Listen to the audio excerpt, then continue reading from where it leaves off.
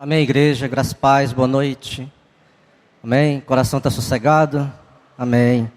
Vamos abrir 2 Timóteo 3. 2 Timóteo 3, versículos 14 a versículo 17. Eu vou ler aqui na versão viva, e os irmãos me acompanhem. Diz assim a palavra do Senhor: quanto a você, continue firme nas verdades que aprendeu em quem creu de todo o coração. Você sabe quem foram os teus mestres na fé. E desde menino você conhece as Escrituras sagradas, as quais lhe podem dar sabedoria que leva à salvação por meio da fé em Cristo Jesus. Pois toda a Escritura sagrada é inspirada por Deus e é útil para o ensino, e é útil para ensinar a verdade, condenar o erro, corrigir as faltas e ensinar a maneira certa de viver. E isso para que o servo de Deus esteja completamente preparado e pronto para fazer todo tipo de boas ações. Pai, nós queremos te louvar, ó Deus, e glorificar, Pai, mais uma vez nessa noite, Senhor Deus, pela tua presença, pela tua graça, pela tua glória, Senhor Deus, pela manifestação do teu poder, pela tua unção, Deus, pela alegria, Senhor Deus, Pai, pelo renovo, pelo refrigério do nosso coração. Abençoa, Senhor Deus, cada um, Pai Santo querido, que adentrou esse lugar, cada família que adentrou esse lugar. Abençoa, Pai Santo querido, nosso coração, Senhor Deus, para que seja um coração, Senhor Deus, que receba a tua palavra, Deus, e frutifique, Senhor Deus, Pai Santo querido, com frutos valiosos para a eternidade, Pai. Deus, em nome do Senhor Jesus Cristo, nós queremos também proclamar, Senhor Deus, que a palavra seja levada pelos ventos para essa comunidade, Senhor Deus, adentre, Senhor Deus, cada casa, Senhor Deus, em nome de Jesus, produzindo cura, produzindo salvação, produzindo libertação, produzindo paz, produzindo alegria, Senhor Deus, para aqueles que ouvirem, Pai. Nós oramos, Pai Santo querido, e glorificamos o Teu santo nome, em nome do Senhor Jesus Cristo, amém e amém. Essa noite eu quero estar falando com a igreja sobre cidadania. Poderia dar esse título de cidadão dos céus, mas bom que seja cidadania, para a gente refletir um pouco naquilo que a palavra do Senhor tem para as nossas vidas, para as nossas famílias, para as nossas casas, para a sua igreja, para tudo aquilo realmente que nos cerca, que nos rodeia, né, com a sua graça, com o seu poder. Paulo, quando ele escreve para Timóteo, ele instrui, falando de uma coisa muito importante. Ele fala assim: desde menino você conhece as sagradas letras. A palavra diz que ele recebeu isso da sua avó. Era uma família, certamente, que cria no Senhor, que abraçou essa causa do Evangelho e começou a transmitir, e começou também a se reunir na sua casa e transmitir aquilo que eles recebiam de Deus. Isso é importante, queridos. Quando essa palavra foi ministrada, não havia os evangelhos, não havia as cartas, não havia realmente essa Bíblia que nós temos hoje, que chamamos de Novo Testamento. Ele estava se reportando aquilo lá do Velho Testamento. Palavra, a lei, os profetas do Velho Testamento. Isso ele estava dizendo que era útil para condenar o erro, para corrigir as faltas, para ensinar a maneira de viver, para trazer esse homem de uma forma pronta, preparada, completamente preparada, para que esse homem também fizesse boas ações. Hoje nós não temos uma situação diferente daquela de alguns 1000 anos atrás, 2000 e alguns anos atrás. A situação é a mesma, a palavra é a mesma, poder é o mesmo, não envelheceu, continua a mesma, a unção é a mesma, a graça é a mesma, e essa palavra, com certeza, ela tem que produzir o mesmo efeito que produziu naquela época. A Bíblia é um instrumento poderoso, queridos, para realmente transformar uma família, para ordenar uma família e para corrigir o caráter, para corrigir a índole de qualquer pessoa. Isso é fato. Também, essa Bíblia ela está cheia de orientações, juízos, mandamentos, estatutos, oráculos de Deus, se alguns preferirem assim, para a correção desse homem, para a instrução desse homem, para corrigir suas faltas, para condenar os seus erros, para que esse homem seja preparado perfeitamente, completamente para o dia de Cristo. Interessante que muitas vezes nós tiramos isso da igreja, tiramos isso da palavra de Deus e terceirizamos para as escolas, terceirizamos para as universidades, terceirizamos para os grupos, para cristãos, como uma forma de suprir a necessidade que nós deveríamos estar fazendo. Isso é muito interessante, porque se nós pensarmos dessa forma, que ela realmente é suficiente para nos dar correção, para nos dar direção, para nos dar limite, para fazer que nós realmente sejamos cidadãos, conscientes dos nossos direitos e deveres, a gente não faria isso. Nós juntaríamos os grupos, ou as nossas casas, nossas famílias, e começaríamos a trabalhar isso nas nossas casas. Hoje nós temos uma situação cada vez mais triste. Meninos e meninas em fase de adolescência, em fase de criança, se drogando, se prostituindo, roubando, matando, sendo assassinadas. E a gente pergunta, mas onde é que está o erro? E muitas vezes, dentro da própria igreja, temos situações assim.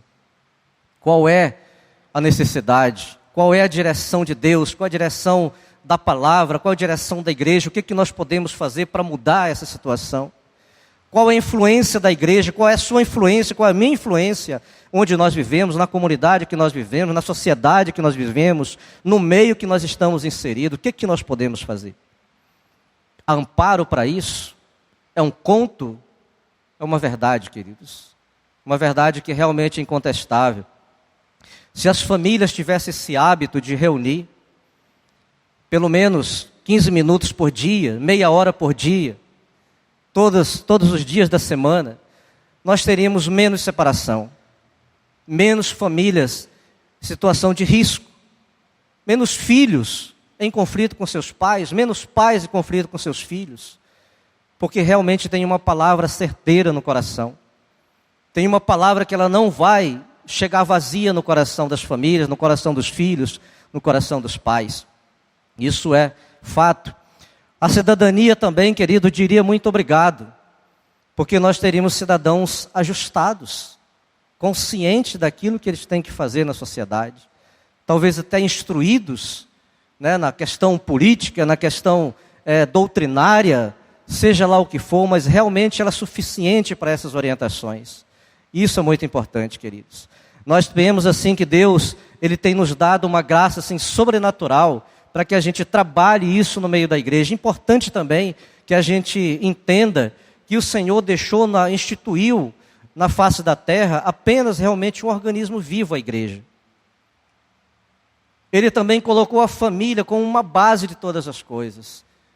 Duas situações que nós vivemos, que nós estamos inseridos e que nós precisamos nos ater para isso, para que nós tenhamos uma sociedade mais justa, né? Tenhamos crianças mais ordenadas, crianças que serão mais tarde cidadãos ordenados, né? Crianças que crescerão na graça e estatura de varões perfeitos, como diz a palavra, para que a gente não chore mais tarde as nossas crianças, para que a gente não sofra as consequências do que nós temos sofrido nesses últimos dias. Políticos, eles entenderiam pela palavra de Deus que suborno é uma prática contrária àquilo que Deus orienta. Quando alguém viesse oferecer para eles alguma coisa, seja qualquer cifra, qualquer quantia, eles lembrariam que o sangue de Jesus é muito maior do que qualquer valor. Não teríamos realmente os escândalos, não teríamos as dificuldades que nós temos, se a Bíblia fosse adotada realmente nos meios políticos e fosse observada e seguida, a gente realmente teria muito, muito menos dificuldade, muito menos problemas e muito menos escândalos do que nós temos hoje. Se as igrejas de fato adotassem isso, e muitas vezes as pessoas dizem assim, mas eu não tive uma família, eu não tive um pai, não tive uma mãe que me orientasse nisso. Também não é desculpa.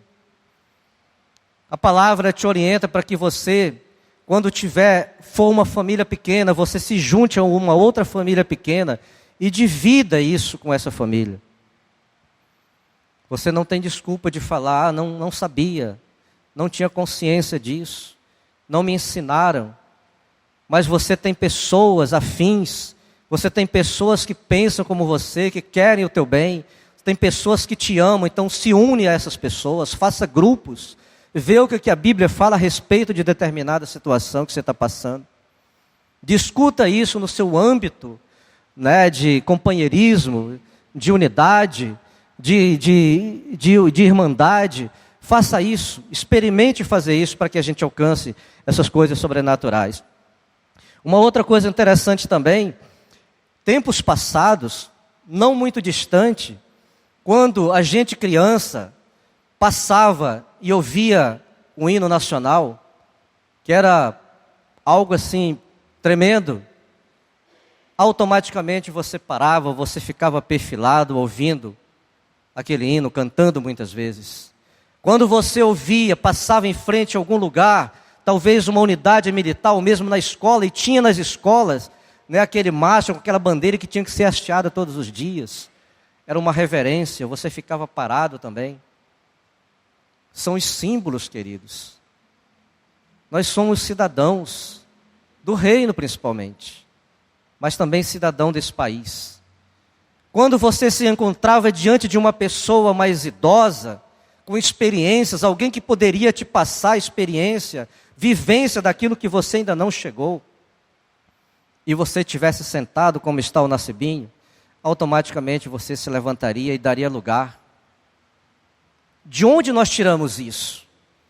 De onde os nossos professores, os nossos avós, nossos pais tiraram isso? Aquelas famílias que tiveram realmente assim grande avanço na sua vida familiar, financeira, profissional, e acadêmica, qualquer situação, elas tiveram alguma fase da sua vida, um contato de perto com a palavra de Deus. E a gente vai estar vendo alguma coisa assim. Uma outra coisa interessante, cada casa, cada família, cada escola, cada universidade, cada igreja tem o seu protocolo. Muitas vezes nós queremos chegar no lugar e levar o nosso protocolo para isso. Muitas vezes nós queremos chegar no lugar e incluir nesse lugar aquilo que nós pensamos. Cada família tem um protocolo. Essa igreja tem um protocolo. Seria interessante que quando chegasse alguém novo convertido, ou alguém que não conhece o ministério, a primeira coisa que a gente falasse para essa pessoa, o protocolo da igreja. Quando nós chegássemos numa escola, a primeira coisa que os responsáveis diriam para nós, o protocolo da igreja, o protocolo da escola. É importante. A gente muitas vezes prega de camisa normal, né? Isso é um protocolo da igreja. Se um dia a gente convidar alguém e essa pessoa vier aqui, ela vai estar também seguindo o protocolo da igreja. Se um dia nós formos convidados para um grupo, para uma igreja, cujo pregador tem que estar de terno, gravata, nós vamos ter que observar o protocolo da igreja. Isso é importante.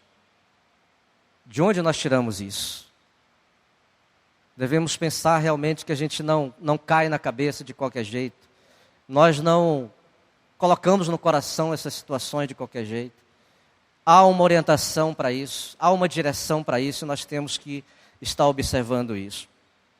Mas o que a palavra diz a respeito disso? Eu quero que você caminhe comigo um pouco, Levítico 19, capítulo 19, para a gente observar algumas orientações bíblicas a respeito de cidadania. A palavra diz o seguinte, capítulo 19, versículo 9. Quando também cegares a messe da tua terra, o canto do teu campo não cegarás totalmente, nem as espigas caídas colherás da tua messe. Não rebuscarás a tua vinha, nem colherás os bagos caídos da tua vinha, deixarás ao pobre e ao estrangeiro, eu sou o Senhor vosso Deus. Há uma preocupação muito grande de Deus com algumas classes de pessoas, órfãos, viúvas, necessitados, estrangeiros. Isso é uma coisa que nós temos que observar. Isso é uma orientação, isso faz parte dessa cidadania celestial e da terrena também. A palavra diz, 11, não furtareis, nem mentireis, nem usareis de falsidade cada um com o seu próximo. Nem jurareis falso pelo seu nome, pois profanarias o nome do Senhor vosso Deus. Eu sou o Senhor. Contenda, discórdia, mexerico, confusão, disse-me disse, isso não faz parte do cidadão dos céus. Cidadania, querido, você preza por aquela pessoa que está perto de você. Cidadania, você quer ver o bem do outro, porque vendo o bem do outro, você também tem bem. Você carrega coisas para você. Você traz alegria, você traz regozijo, você traz saúde para o seu coração. Você vai viver mais anos sem remédios, com certeza.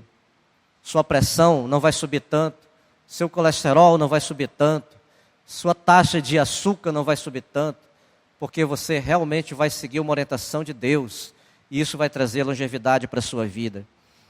Não oprimirás o teu próximo, nem roubarás, nem o roubarás. A paga do jornaleiro não ficará contigo pela manhã. Uma coisa interessante. Jornaleiro na condição de um serviçal, ou se vocês preferirem, de um secretário, de uma secretária doméstica. Aquela pessoa que trabalha na sua casa, que trabalha com você na sua empresa, seja onde for. Uma pessoa que depende realmente desse ganho diário. Por que isso? Por que está escrito na palavra? Porque no final do dia, ao entardecer, essa pessoa pode sair da sua casa e chegando na casa dela, não tenha um pão para dar para suas crianças. Não tenha 1 litro de leite para oferecer para suas crianças. A pergunta é possível? Faça um teste. Como diz a palavra do dízimo, prove. Tem muitas coisas que a gente não vai colocar Deus na parede em relação a isso. Seria uma coisa ruim. Mas Deus, Ele pede que você prove isso. Faça isso. E prove. Para ver se é assim, desse jeito. Importante isso. Não farás injustiça no juízo, nem favorecendo o pobre, nem comprazendo ao grande. Com justiça julgarás o teu próximo. Se nós tivermos uma demanda na própria igreja, e essa pessoa for uma pessoa humilde, você não vai dar razão para essa pessoa simplesmente porque ela é humilde. Também você não vai dar razão para o engravatado simplesmente porque ele é engravatado. Para o grande, para o maior. Você não vai dar o primeiro lugar simplesmente porque ele é realmente engravatado, porque ele é grande. Você vai julgar com retidão. Assim diz a palavra. Observando isso, queridos, nós vamos ter um povo ajustado, ordenado, cada dia mais que nós entendemos essas orientações. Não aborrecerás teu irmão, versículo 17, no teu íntimo, mas repreenderás o teu próximo, por causa dele não levarás sobre ti pecado. Sabe, tem certas coisas, nós somos pessoas adultas, nós somos pessoas experientes, pessoas amadurecidas, não estamos mais bebendo leitinho, estamos nos alimentando de alimento sólido. Não é difícil você chegar para um irmão e falar: olha, irmão, eu preciso conversar com você sobre determinada coisa que está acontecendo. Nós temos que ter liberdade para isso, nós temos que ter realmente abertura para isso. Caso contrário, somos um monte de hipócritas, pessoas irresponsáveis, longe daquilo que Deus tem falado para nós. É certo que você não vai chegar como um ogro diante dessa pessoa, um troglodita, uma pessoa realmente alterada. Você vai ter sabedoria para isso. Você vai se conduzir de uma forma correta, como um cidadão de verdade. Mas é necessário que seja assim, para que esse corpo seja sadio, para que a igreja seja sadia, para que a gente cresça sadio, para que as famílias sejam sadias. Caso contrário, nós vamos virar um monte de pessoas enfermas, cada um com o seu problema, cada um realmente, como diz o pastor Marco, lambendo as suas feridas. E não é esse caso que Deus está querendo para nós. Nós precisamos realmente de um corpo sarado, de um povo sarado. A Bíblia fala, no versículo 18, não te vingarás, nem guardarás a ira contra os filhos do teu povo, mas amarás o teu próximo como a ti mesmo. Eu sou o Senhor. Versículo 32, Diante das cãs te levantarás e honrarás a presença do ancião, e temerás o teu Deus, eu sou o Senhor. Se o estrangeiro peregrinar na vossa terra, não oprimais. Interessante, queridos, que deve ser uma orientação no nosso meio, que a gente ouça aquelas pessoas mais experientes, mais velhas, com mais tempo. Por que não pedir uma opinião para essas pessoas? Aquilo que nós vamos passar, eles já passaram. Aquilo que nós vamos realmente tropeçar, eles já corrigiram. Por que não perguntar? Quando nós fizermos alguma coisa, por que não buscamos a pessoa mais velha, mais antiga, mais experiente, que já viveu aquilo que nós estamos caminhando para viver ainda? Cidadania. Quando tiver um estrangeiro no nosso meio, e nós tivemos alguns, alguém lembra do Pedro Cedenho? Alguém lembra da Joana? Alguém lembra da Yara? Pessoas que estavam no nosso meio. Alguém lembra do Alassane? Conhece o Alassane? Estrangeiros. Cidadania. Orientação bíblica. Nós teríamos que assistir essas pessoas. Nós teríamos que abraçá-las. Nós teríamos que suprir suas necessidades. Nós teríamos que realmente visitá-las. Nós teríamos que estar presente no seu dia a dia, o tempo que elas ficarem conosco. E aí eu te pergunto, eu conheci o Pedro Cedenho, mas quantas vezes, pastor Reinaldo, eu fui na casa do Pedro Cedenho e da Joana? Nenhuma. Quantas vezes eu me aproximei? Nenhuma. Nós precisamos realmente nos voltar à palavra de Deus. Buscar aquelas coisas que são básicas. Aquilo que realmente é princípio. E depois nós queremos ser abençoados. Nós queremos um povo grande. Nós queremos realmente alçar voos altos. Mas nós não cumprimos aquilo que é pequeno. Isso é cidadania. Capítulo 25, ainda de Levítico.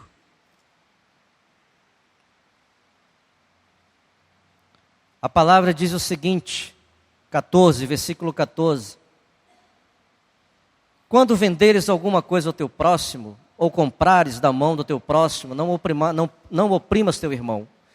Segundo o número dos meses, dos anos desde o jubileu, comprarás o teu próximo, e segundo o número dos anos das messes, ele venderá a ti. Sendo muitos os anos, aumentarás o preço, e sendo poucos, abaixarás o preço, porque ele te vende o número das messes. Não oprimais ao vosso próximo, cada um, porém, tema o seu Deus, porque eu sou o Senhor vosso Deus. Havia uma orientação de Deus para o seu povo, que aquela pessoa que se desfizesse de uma propriedade, de um bem, ela ficaria sem 49 anos. Ela ficaria sem a posse desse bem 49 anos. No 50º ano, se não houvesse resgate, essa pessoa que adquiriu esse bem teria que devolver a esse irmão. Qual era o fundamento disso? Segundo alguns comentaristas, esse jubileu, ou essa orientação de Deus, ela se dava de 5 em 5 anos. Qual é a finalidade disso? Qual é o propósito dessa palavra? Qual era a orientação para os filhos de Deus?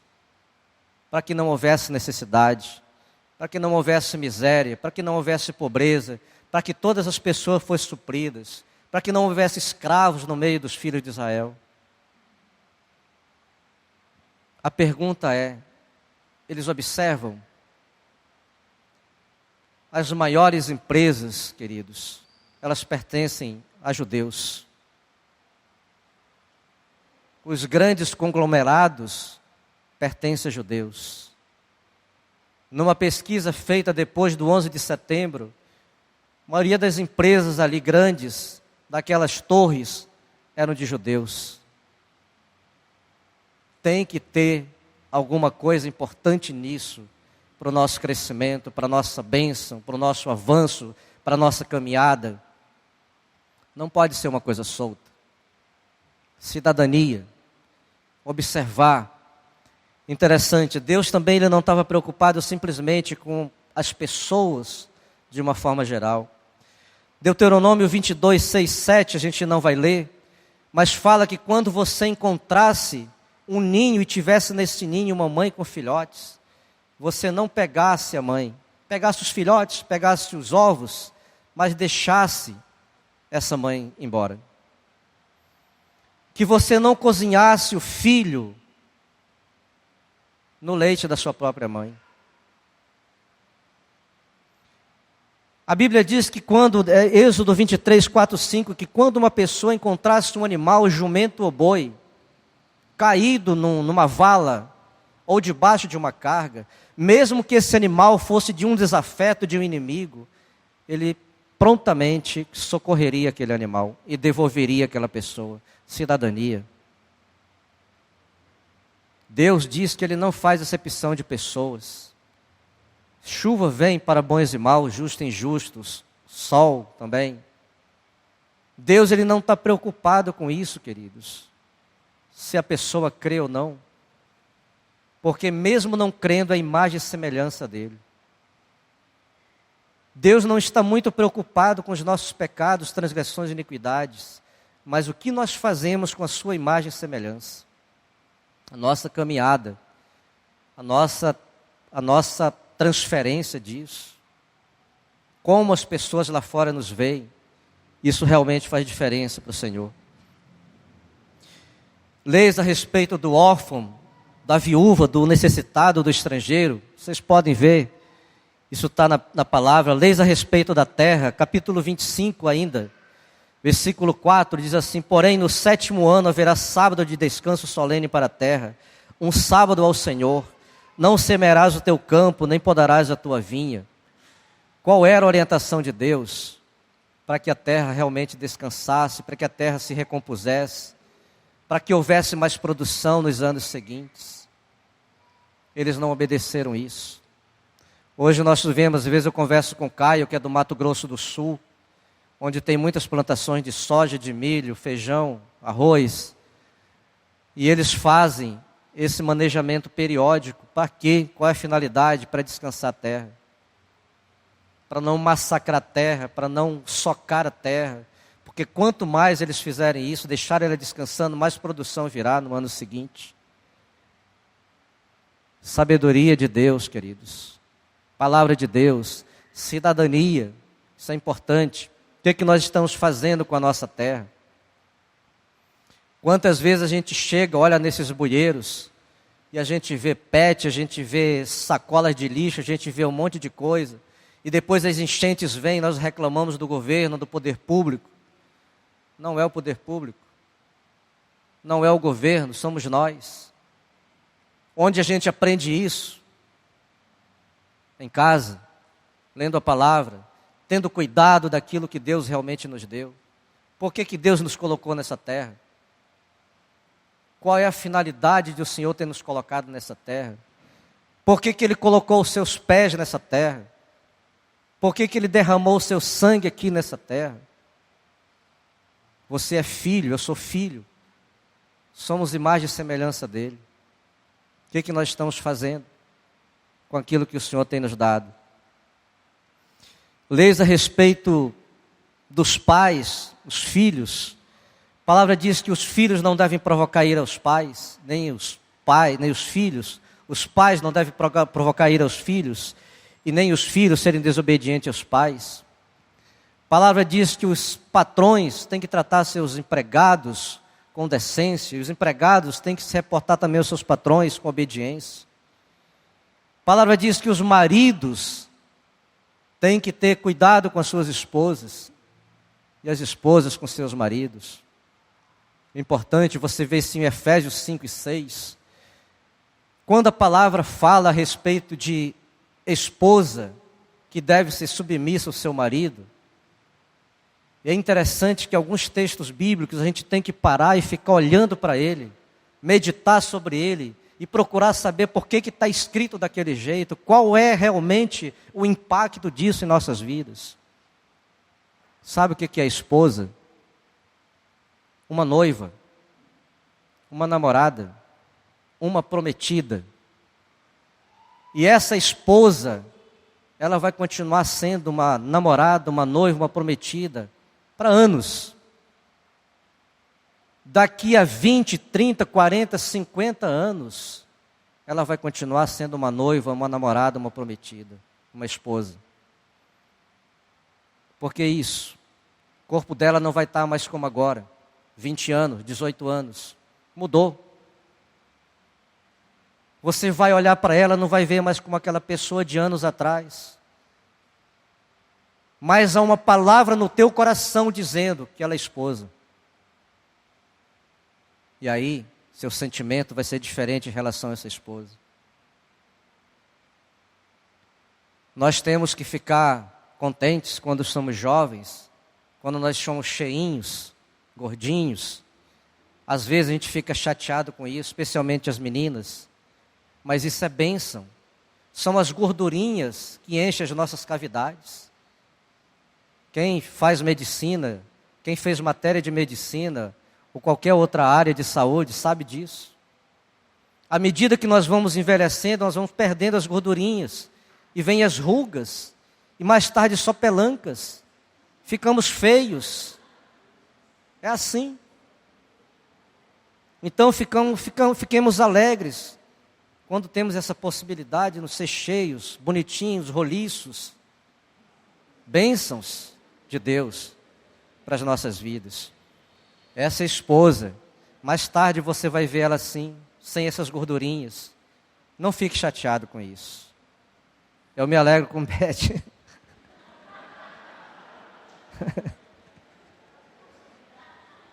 Eu me alegro com Beth.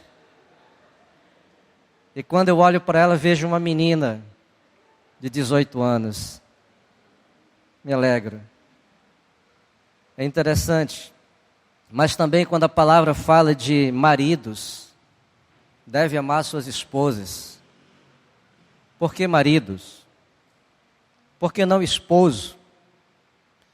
Porque marido, queridos, ele passa de esposo para ser um cabeça, para ser um provedor, para ser um sacerdote da sua casa. A orientação a partir daí da esposa, da casa, dos filhos, passa a ser desse marido, desse sacerdote, passa a ser desse cabeça, essa pessoa que é responsável de apresentar essa família diante de Deus. Tem uma palavra no Apocalipse que diz que vai chegar um dia que todas as pessoas vão estar diante dele, apresentando as nações. Alguns comentaristas dizem assim, são famílias, são formações de famílias, são nações que são, cada casamento, Reinaldinho com Amanda, forma uma nação. Mais tarde terão príncipes, eles vão reinar sobre esses príncipes e princesas. Um dia eles vão apresentar isso diante de Deus. A responsabilidade que tem de um cabeça, de um sacerdote. Isso é muito importante. Quando você olhar para a palavra de Deus e ver um texto assim, não pense que ele está ali por acaso. Foi alguma coisa que caiu aqui por acaso. Não. Pode até ser que o sentido não seja muito igual ao que nós lemos, como eu li nessa versão viva. Eu acho interessante porque ela abre aquilo que muitas vezes a gente vê nas outras versões fechadas. Uma coisa interessante também que a gente vê é que essa orientação de Deus para esse cidadão do céu, para essa condução da sua vida, para esse relacionamento, o tempo que ele viver na terra, não é algo que seja secular. Alguns países socialistas, alguns blocos comunistas, eles tentaram implementar isso nos seus países, não deu certo. Por que não dá certo? Porque isso é espiritual. Não é uma coisa que você pegue assim, deu certo em tal lugar, eu vou fazer aqui. Não é isso. Há uma orientação. Tem que ter um vínculo, tem que ter realmente uma fé nisso. você tem que ter um Senhor sobre isso. Não é de qualquer jeito. A palavra de Deus também ela não é solta para a gente fazer de qualquer forma. Isso, queridos, é cidadania. Se nós observarmos cada palavra que nós lermos, cada orientação para as nossas famílias, tem um texto lá em Malaquias, fala que o coração dos pais tem que se converter aos filhos e o coração dos filhos tem que se converter aos pais. Observemos isso, para que Deus não venha e fira a terra com maldição. Que terra? Chão? Não, queridos. Família, descendência, netos, bisnetos, tataranetos. Qual é a terra? Eu, você. Para que nós tenhamos longevidades saudáveis. Vivamos anos, não à base de remédios, mas saudáveis. Nós precisamos observar princípios. E esses princípios de Deus, eles não são negociáveis. Ou você observa, ou você observa. Não tem uma outra alternativa. Amém? E que essa palavra possa trazer graça, possa trazer realmente, Senhor, orientação ao nosso coração, às nossas casas.